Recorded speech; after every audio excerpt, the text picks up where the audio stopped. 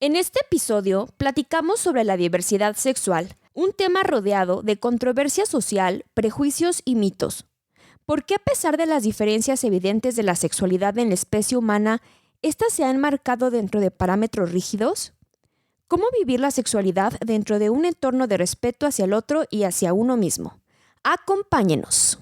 Terapia psicológica, ni que estuviera loco. Todas las mujeres sueñan con ser mamás. El tamaño del pene importa. La escuela es la responsable de la educación de mi hijo. La homosexualidad es una enfermedad. Deja de soñar con tu negocio y ponte a trabajar de verdad.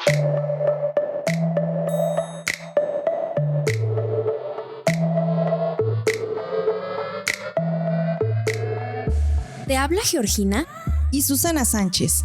Con el fin de cuestionarnos y generar criterios propios, descubramos mitos y realidades sobre el amor, la nutrición, la sexualidad, las emociones, emprendimiento, educación y muchos temas más.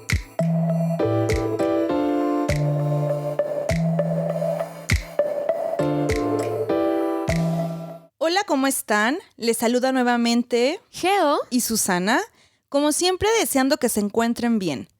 Antes de iniciar, queremos agradecer a todas las personas que nos escuchan en México y en diferentes países, a aquellos que nos siguen en redes sociales, a todos ustedes que le dan like a nuestras publicaciones, especialmente a quienes nos apoyan compartiéndolas, colocándolas de estados e historias y recomendándolas para que más personas se sumen a la comunidad y al conocer para comprender.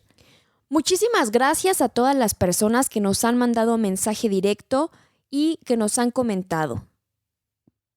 Muchas gracias, valoramos todo su apoyo.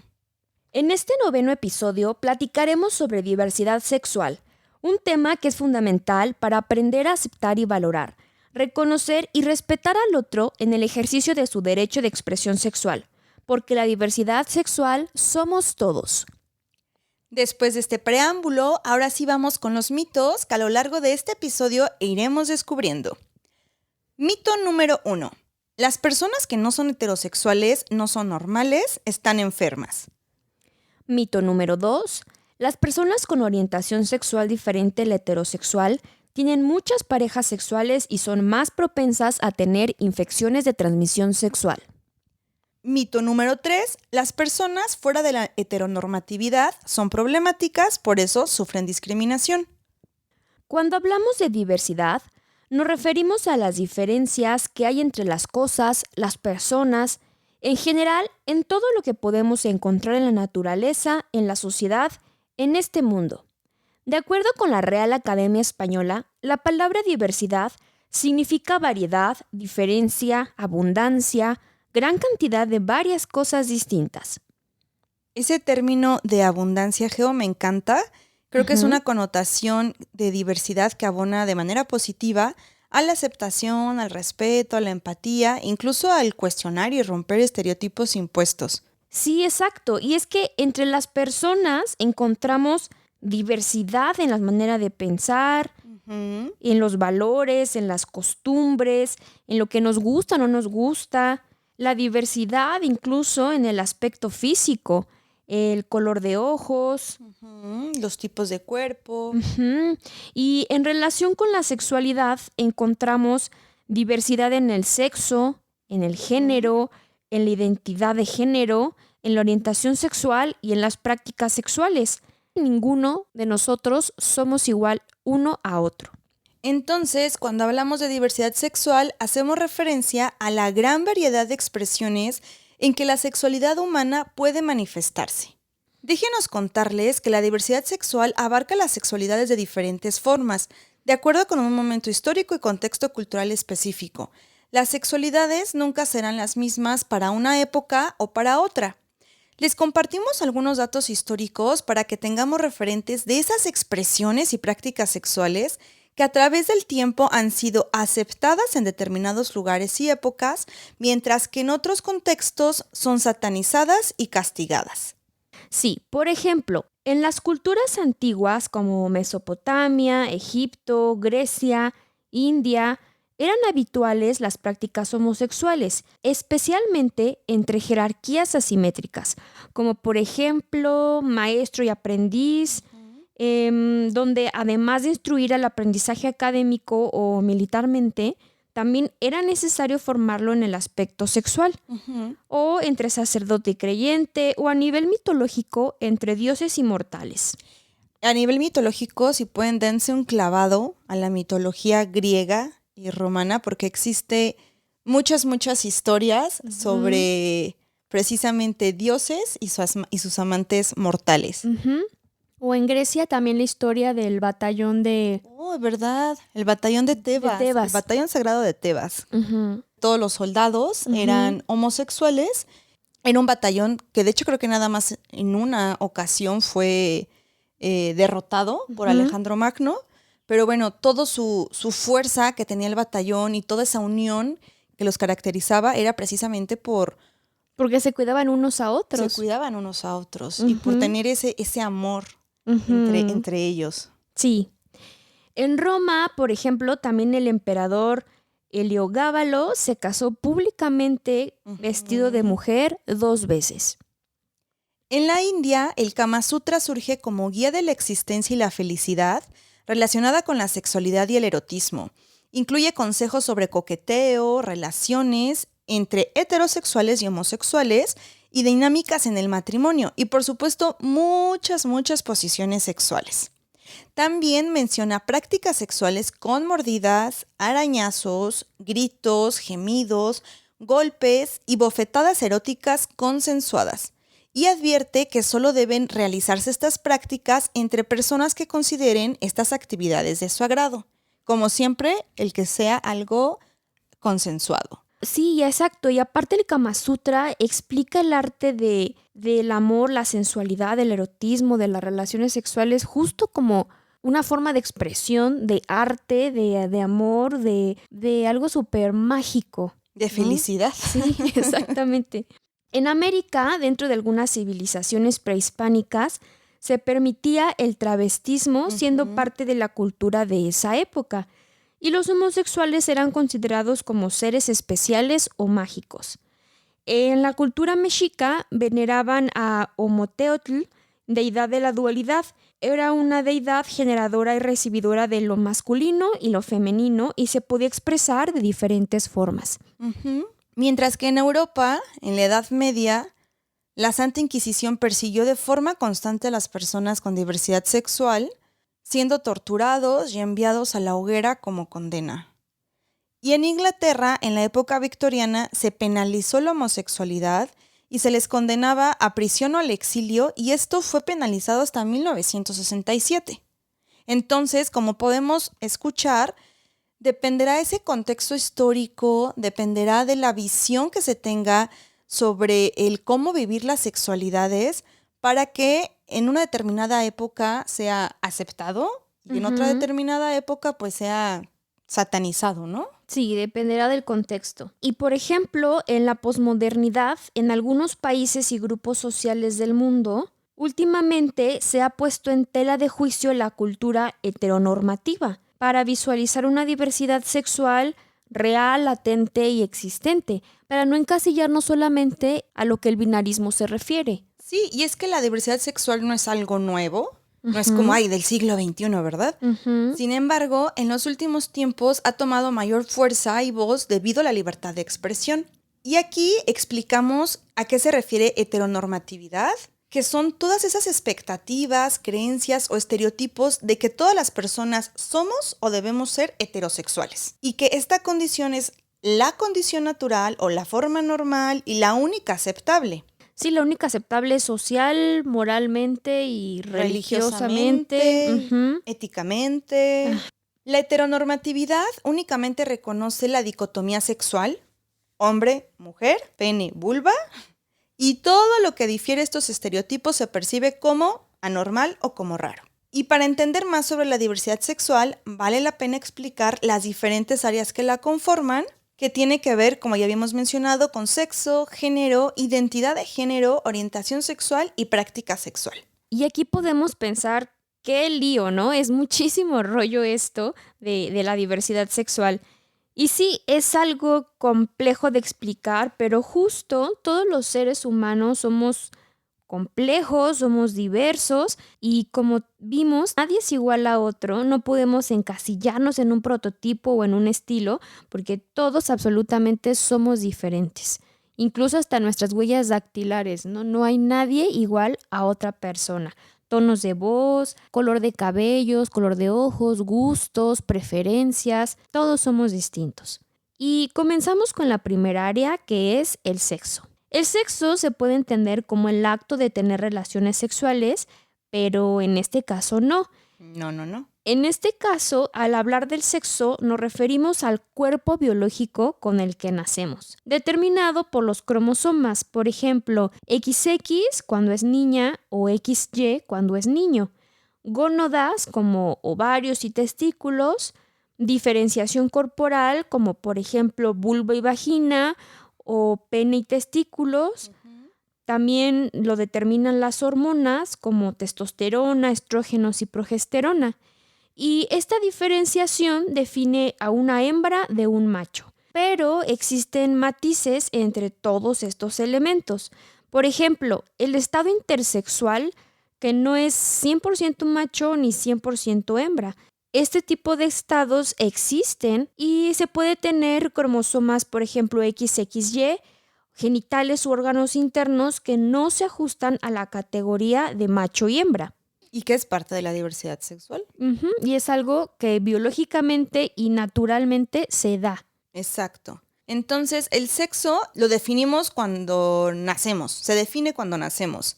Es el combo biológico que ya traemos de manera física. La segunda área se refiere a género, que hace alusión a lo femenino o masculino, donde todas las sociedades definen lo que para mi sociedad es femenino o para mi sociedad es masculino. No en todas las épocas y no en todas las sociedades se va a considerar lo mismo. Al sexo biológico se le atribuyen valores, expectativas y hasta formas de vestir, caminar, el cómo tienes que hablar si eres de género masculino, cómo tienes que pensar si eres de género femenino, cómo tienes que sentir o relacionarte, todas social y culturalmente asignadas. Lo femenino y masculino cambia dependiendo de la época debido a que el género es un constructo social. Acuérdense, sexo es biológico, género es social.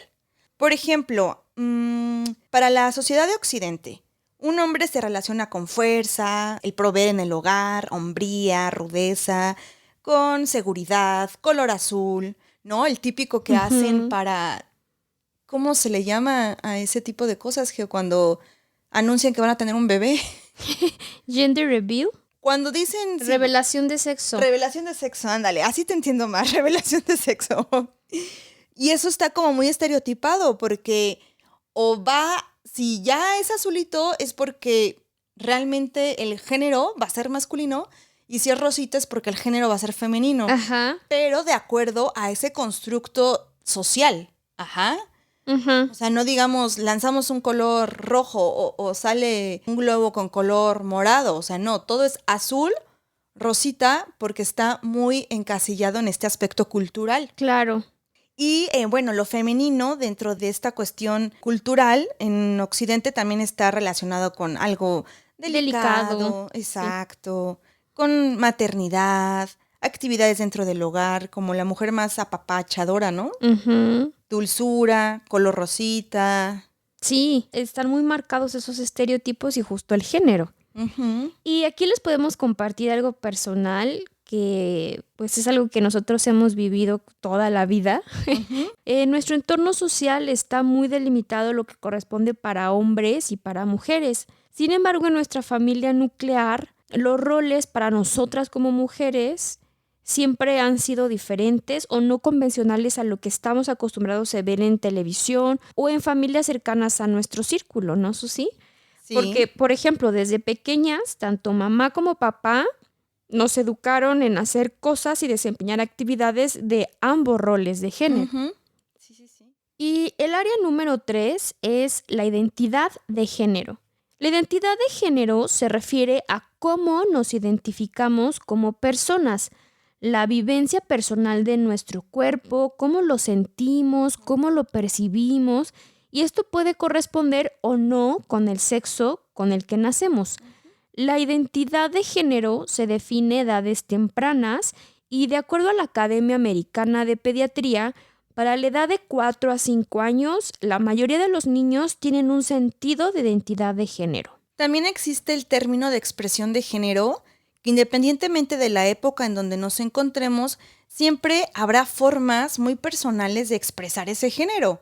La forma en cómo hablamos, los manerismos, el modo en cómo me visto, el comportamiento personal, el cómo interactúo de manera social con otros, incluso modificaciones corporales. Y existen diferentes identidades y expresiones de género, como cisgénero, cuando la expectativa social del género de la persona se alinea con el sexo asignado al nacer. Por ejemplo, en mi caso, yo nací hembra porque tengo órganos sexuales femeninos y mi género o la expectativa social es que mi género sea femenino. Y mi expresión de género también es femenino porque me visto como mujer, mis comportamientos personales es precisamente femenino. Y tú te identificas, o sea, con ese cuerpo Exacto. femenino. Yo me identifico como mujer o como lo que socialmente dentro de mi contexto es lo femenino. Eso es cisgénero. Y también existen otras expresiones e identidades de género como no binario, cuando las personas no se piensan ni se sienten identificadas con el género masculino o femenino. O queer, que dicen, ¿sabes qué? Yo no me siento identificado con ninguno de los dos. Y puedo oscilar entre ser femenino o ser masculino. O los trans, que se incluyen personas transexuales, transgénero, travestis, drags, entre otros. Y ahora nos vamos a un corte, pero regresando, explicaremos el área número 4 y 5 de la diversidad sexual y desmentiremos los mitos. Y ahora, un recordatorio. Visítanos en nuestro Instagram mitos y realidades_oficial y sigue el hashtag conocer para comprender. Y el área número 4 se refiere a orientación sexual, que tiene que ver con quién me gusta, con quién me agrada relacionarme de manera erótica y afectiva, por quién o quiénes siento atracción, con quién me gusta mantener relaciones íntimas y sexuales. Puede ser con personas con identidad de género igual a la mía o diferente. En general, la orientación sexual se descubre alrededor de los 10 años de edad. Algunos tipos de orientación sexual que podemos encontrar son bisexualidad, heterosexualidad, homosexualidad, lesbiandad, pansexualidad y asexualidad. Con respecto a la orientación sexual, cabe mencionar que esta parte de la diversidad de las sexualidades, no por ser homosexual vas a estar encasillado en esto es ser homosexual y de aquí no se sale, ¿no? O sea, dentro de la homosexualidad existen homosexualidades. Si eres heterosexual, no nada más existe determinado modelo de heterosexual, existen heterosexualidades y así por cada una de las orientaciones, que es parte de esa diferencia que encontramos en la sexualidad. Y el número 5 es la práctica o preferencia sexual. Aquí se refiere al ejercicio de la sexualidad, los patrones de actividad sexual que tenemos. Es decir, ¿qué te gusta que te toquen, que te chupen, que te besen, que te hagan? ¿Qué es lo que te erotiza? ¿Qué te prende? Y de estas 5 áreas que conforman la diversidad sexual, que ya dijimos es sexo, género, identidad sexual, que también ahí podemos encontrar la expresión de género, la cuarta es la orientación sexual y la quinta la práctica sexual. De todas estas que conforman la diversidad sexual, se pueden tener diferentes combinaciones. No se trata de una moda, de una imitación o de algo pasajero, de una enfermedad. No es algo que se pegue o una ocurrencia. Es simplemente algo que las personas descubrimos en nuestra vida, vivimos y sentimos de manera genuina. No hay nada que hagamos o que hagas para que puedas cambiar la expresión de género, la identidad o la orientación sexual de otra persona. Es algo intrínseco, muy personal y que se vive de forma individual. Y es que actualmente, Geo, nuestra sociedad aún tiene mitos acerca de lo que es normal y no normal, entre comillas. Todavía existen esas expectativas de lo que todas las personas debemos ser o somos y se sigue encasillando. Si te sales de este modelo, pues ya no eres normal, Ya eres raro. eres raro, Y esto va muy ligado con el mito número 1, ¿sí? que señala que las personas que no son heterosexuales, no son normales, están enfermas. Aquí podemos compartirles que fue hasta 1990, o sea, hace aproximadamente 30 años, no hace mucho, que la OMS eliminó la homosexualidad de su clasificación internacional de enfermedades. Y les comento, no hace mucho, porque 30 años es muy poco para todas estas diversidades sexuales que podemos encontrar en la sociedad. Como ya vimos, no es algo nuevo, se presenta desde hace miles y millones de años, desde el inicio de nuestra sociedad.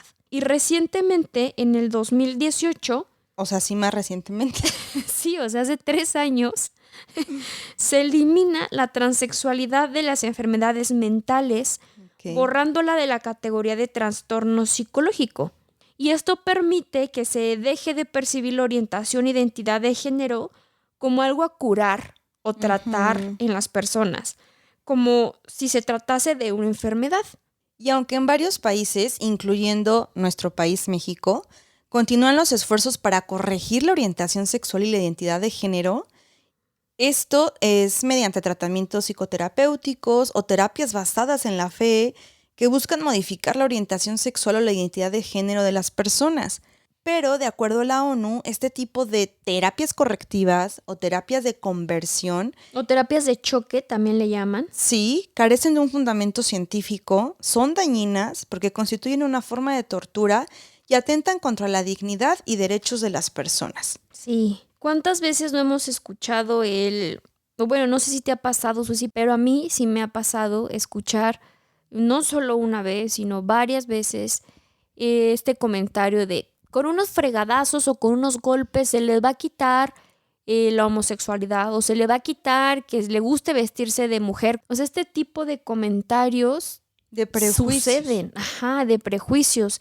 Y que sí, que algunas personas piensan que con golpes o con terapias de fe, con oraciones, incluso con Con violaciones, con situaciones de violencia duras, la homosexualidad, la heterosexualidad, la bisexualidad, todas las expresiones de sexualidad y de diversidad sexual se corrigen. Entonces, estamos hablando aquí de un gran prejuicio y un gran mito de que es una enfermedad y se puede tratar. Esto no es así.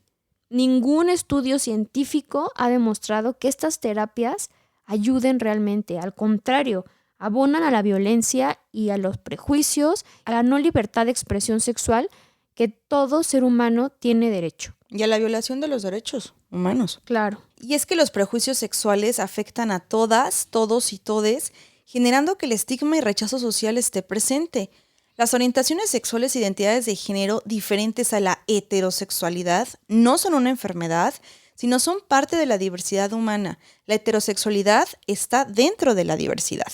Así es. No es que la heterosexualidad sea lo único normal o lo que está bien, sino todas las diversidades sexuales son normales, recordando que es muy importante respetar la libertad y la integridad de quienes nos rodean sin hacer daño a nadie. De aquí la importancia de promover una sociedad más igualitaria y libre de violencia. Y otro de los prejuicios generados hacia las personas con identidad sexual u orientación sexual distinta a la heteronormativa es que se trata de personas con muchas parejas sexuales, etiquetándolas incluso como promiscuas o que son más propensas a tener infecciones de transmisión sexual. Pero, ¿qué asegura que una persona con orientación heterosexual sea más estable sexualmente o que no tenga varias parejas sexuales? ¿Cuál es la cantidad de parejas sexuales que son socialmente aceptadas? ¿Quién decide cuánto es demasiado o promiscuo? O sea, me imagino como un termómetro, ¿no? Que te dice, ¿sabes qué? No te estás pasando, bájale. Sí, o sea, ¿quién define eso? Exactamente. Para Alfred Kinsey, uno de los pioneros de la investigación sexual humana, una persona promiscua es aquella que tiene relaciones sexuales más frecuentemente que uno mismo. Así que esto también es muy relativo. Sí. El tener más o menos parejas sexuales o más o menos relaciones sexuales no tiene nada que ver con la orientación sexual ni con la identidad de género. Las infecciones de transmisión sexual tampoco se relacionan con género, orientación sexual o identidad de género. Para contraer una infección de transmisión sexual, se requiere que te expongas a ellas al no emplear la protección adecuada. Con esto desmentimos el mito número 2, que hace referencia a que las personas con orientación sexual diferente a la heterosexualidad tienen muchas parejas sexuales y son más propensas a tener una infección de transmisión sexual. Lo importante aquí es que independientemente de nuestra orientación o identidad sexual e independientemente de la cantidad de parejas sexuales que decidamos tener, nos cuidemos y cuidemos al otro o a la otra o a los otros, para así reducir la posibilidad de contraer una infección de transmisión sexual o de infectar a alguien más. Exacto. Y es que la discriminación hacia lo no normal o diferente genera hostilidad contra la diversidad y las personas de diversidad sexual viven varios niveles de rechazo, negación de sus derechos, abusos y agresión. De acuerdo con la Encuesta Nacional sobre Discriminación, la ENADIS, casi 2.700.000 personas en México declaran no ser heterosexuales, lo cual representa el 3.2% de la población nacional. No obstante, es muy probable que, dado a todos esos prejuicios sobre la diversidad sexual, varias personas no compartan su orientación sexual de una manera abierta y el porcentaje sea mayor. Otro de los resultados que arroja la ENADI señala que 1/3 de la población no estaría dispuesta a rentar una habitación a personas trans ni a personas lesbianas o gays. Y a 4 de cada 10 personas no les gustaría que una persona gay o lesbiana fuera electa para la presidencia de la República. Por otro lado, un estudio del Instituto Nacional de Salud Pública reveló que casi una cuarta parte de los profesionales de la salud entiende que la homosexualidad es causa de SIDA en México. Como ya pudimos escuchar, la discriminación hacia la diversidad sexual está latente y se puede vivir en diferentes servicios, instituciones, espacios laborales, espacios de justicia, espacios educativos. Los prejuicios están a la orden del día. Esto refleja el alto nivel de mitos existentes. Sin embargo, el sexo, expresión de género, identidad de género u orientación sexual no mide o delimita la ética de la persona, su grado de responsabilidad, su honestidad ni nivel de valores. Con esto rompemos el mito número 3, que señala que las personas que no se identifican con la heteronormatividad son problemáticas, por eso sufren discriminación. La estigmatización de la diversidad sexual nos lleva a reproducir patrones de discriminación. El ser homosexual, transexual, queer o cualquier otra diversidad de la sexualidad no te hace ser mala persona, así como el ser heterosexual no te hace ser buena persona. La diversidad sexual debemos entenderla de dos maneras. Una, como derecho humano a la libre expresión de la corporalidad, que es un derecho que todos debemos tener en el mundo. Y dos, como una manifestación legítima que requiere primordialmente de respeto. Así que ya saben, la diversidad sexual no es una enfermedad, ni una ocurrencia, ni tenemos por qué tratar de cambiar a los demás queriendo que vivan su sexualidad bajo nuestros propios esquemas. Cada uno debería poder expresar su sexualidad con libertad y seguridad. Sin embargo, sabemos que existen muchos mitos más que erradicar y hace muchísima falta educación y práctica de respeto en nuestra sociedad. Es por eso que si estás escuchando esto, por favor, te pedimos que analices y cuestiones tus creencias acerca de la diversidad sexual. ¿Por qué te expresas como te expresas? ¿Por qué te gusta lo que te gusta? ¿Por qué piensas lo que piensas respecto a este tema? Y con esto abrimos preámbulo para compartirte los tips de este episodio. Tip número 1. Si eres una persona con orientación sexual hetero, evita considerarte ajena o ajeno a la diversidad sexual. Las heterosexualidades no son inflexibles o que solo tengan una arista. Tienen una diversidad enorme de expresiones. Por ejemplo, Hay parejas que se encuentran casadas, en unión libre, parejas monógamas, parejas polígamas, parejas que tienen relaciones sexuales únicamente con fines reproductivos, parejas que experimentan diversas prácticas sexuales, toda una pluralidad. Es por eso que todas las prácticas, gustos, orientaciones sexuales e identidades de género forman parte de un todo, de la diversidad. Tip número 2. Al hablar de diversidad sexual, evitemos hablar de comprensión, sino simplemente hablemos de respeto y reconocimiento a la pluralidad.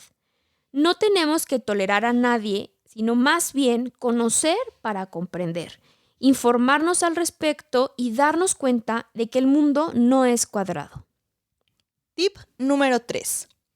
Independientemente de tu identidad sexual, expresión de género, orientación, prácticas sexuales preferentes y sexo, persigue tu derecho al libre desarrollo de tu personalidad, derecho que tú y yo y todos tenemos.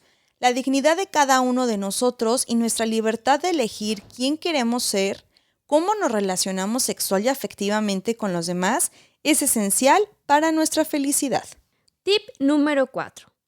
Recuerda que existen derechos sexuales y reproductivos, los cuales están relacionados con la libertad de decidir sobre nuestra sexualidad y el ejercicio libre de la misma.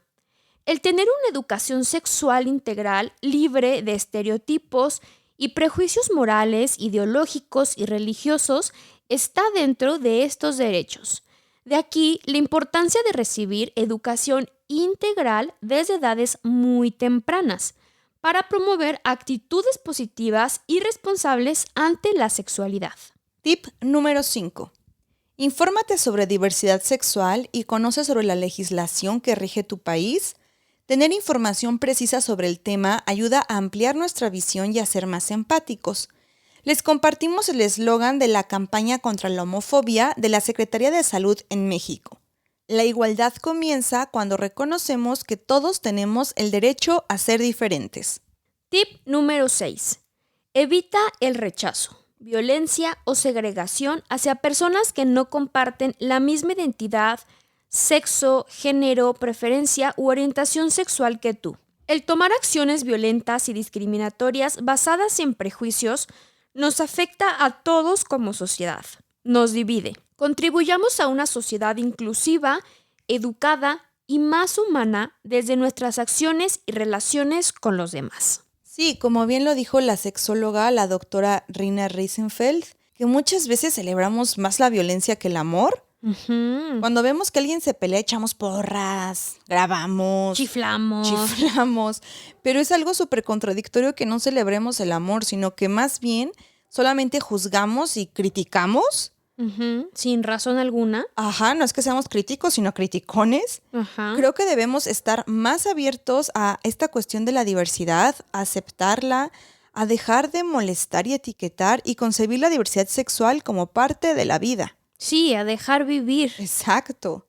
Celebrar el amor en lugar de celebrar la violencia. Sí, hagamos de este mundo un lugar en donde respetemos la gran diversidad de nuestra especie, la gran variedad de demostrar el amor, que justo el amor es el tema de nuestro próximo episodio. Hemos llegado al final y recuerden que en Instagram nos encontramos como Mitos y Realidades_oficial, en Facebook como Mitos y Realidades y en YouTube como Mitos y Realidades Podcast. Si conoces a alguien a quien le pueda servir esta información, por favor no dudes en compartirla. Y si tienes algún mito que quisieras que descubriéramos juntos, escríbenos en nuestras redes sociales. Muchas gracias por estar, ámense mucho y vibren bonito. ¡Chao! En el próximo episodio platicaremos sobre mitos y realidades del amor. Gracias por escucharnos. Tú eres parte fundamental de este proyecto. Si te gustó nuestro contenido, ayúdanos a compartirlo. Síguenos en nuestras redes sociales y coméntanos sobre qué mitos y realidades te gustaría que descubriéramos juntos. Encuéntranos en Instagram como Mitos y Realidades_oficial y con el hashtag Conocer para Comprender.